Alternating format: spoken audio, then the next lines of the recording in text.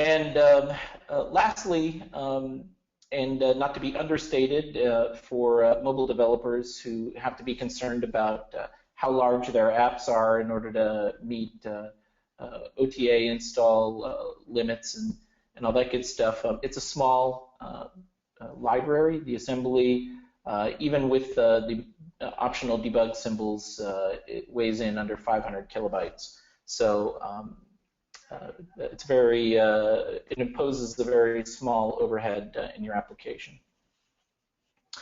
All right, so let's talk a little bit more about the document database and sort of what that means at a practical level. So when people talk about document-oriented database, what they typically mean, what they typically will say is that it's a semi-structured data store. So what exactly does semi-structured mean?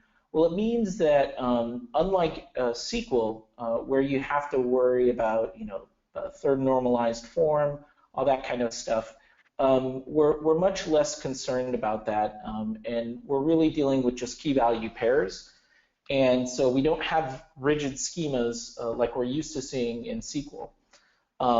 If you spent your entire programming life with SQL databases, this can seem a little maybe disconcerting, like we're kind of throwing caution to the wind. But as you begin to work with them, you see how incredibly flexible and agile they are.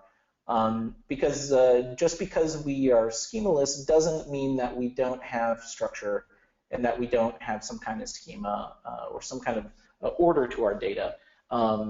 It just means that the database is going to let us be flexible and not have to deal with migrations and all that kind of stuff.